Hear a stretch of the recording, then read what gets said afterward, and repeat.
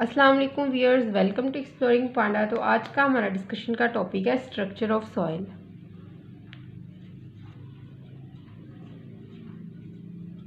Structure of soil.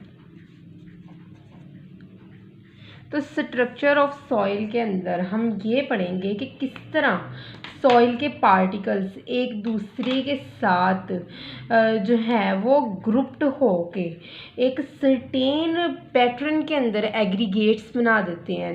Structure of soil refers, इस चीज़ को refer करता है how particles of the soil are group together on certain defined pattern into aggregates. ठीक है, तो soil structure क्या बताता है कि सॉइल के पार्टिकल्स एक दूसरे के साथ जुड़कर किस तरह जो है वो एग्रीगेट्स बनाते हैं। ठीक है,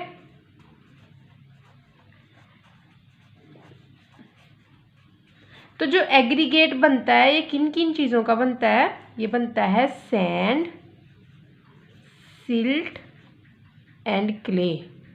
ये तीन चीज़ें मिलके जो हैं वो एग्रीगेट बनाती हैं सॉइल का।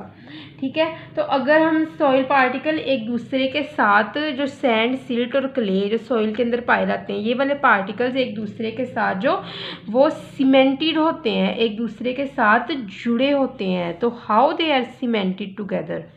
ठीक है, तो ये किस तरह एक दूसरे के साथ इस तरह जुड़े होते हैं? तो ये एक दूसरे के साथ सीमेंटेड होते हैं थ्रू ह्यूमस। तो व्हाट इज़ ह्यूमस?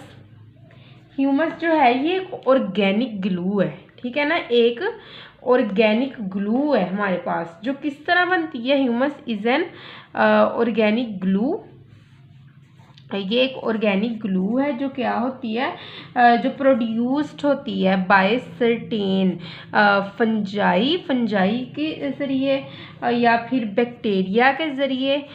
ठीक है, थ्रू डीकम्पोजिशन प्रोसेस, डीकम्पोजिशन के ज़रिए ये ग्लू प्रोड्यूस होती है। डीकम्पोजिशन करता कौन है? फंजाई और बैक्टीरिया जो है कम्प्लेक्स डेड कंपाउंड्स की डीकम्पोजिशन करता है इनटू सिंपलर वन। ठीक है, तो जो उसके अलावा जी ह्यूमस के अंदर सर्टेन पॉलीमर्स और शुगर होते हैं जो रूट्स एक्सक्रिएट करती है। ठीक है, एक जो है वो डिकम्पोजिशन के सब्सटेंसेस होते हैं जो ह्यूमस बनाते हैं।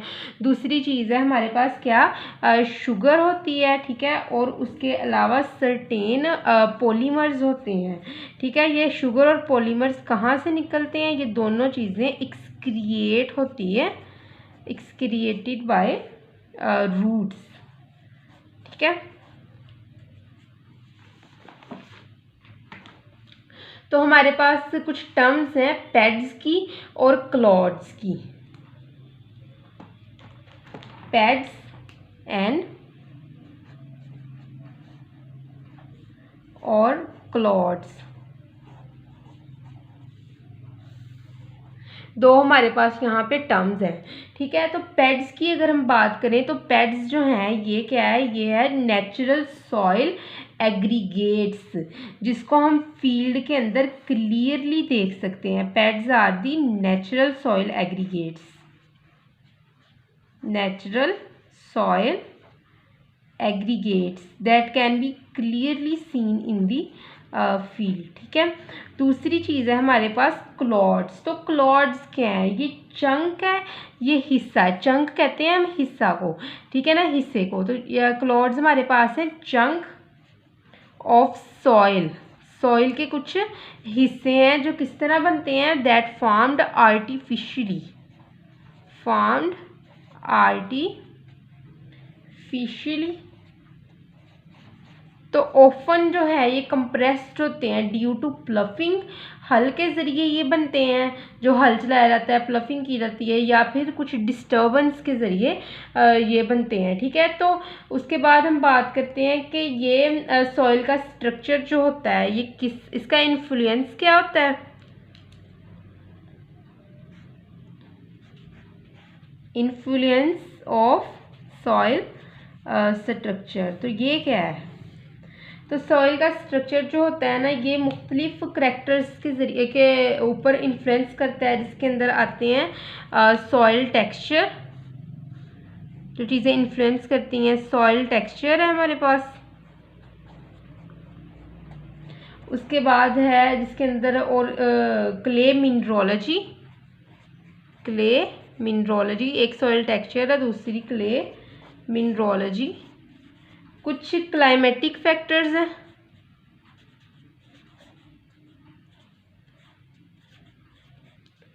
ठीक है, या फिर उसके अलावा क्लाइमेटिक फैक्टर में आएंगी कि वेट, ड्राई या फिर फ्रीज क्लाइमेट जो होगा, या ऑर्गेनिक मैटर होंगे। ऑर्गेनिक मैटर के अलावा आते हैं अब्जॉर्ब्ड टाइम, माइक्रो ऑर्गेनिजम्स वगैरह, या फिर रूट की ग्रोथ जो होती है उसके जो हैं वो सॉइल के स्ट्रक्चर किस तरह होगा, ठीक है।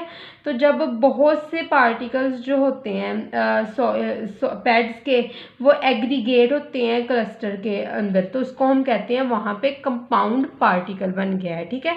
तो आई होप सो कि आपको स्ट्रक्चर ऑफ सॉइल की समझ लगी होगी, लेकिन अगर किसी भी किस्म की कन्फ्यूजन है तो आप कमेंट सेक्शन में पूछ सकते हैं। Thank you so much and अल्लाह हाफिज़।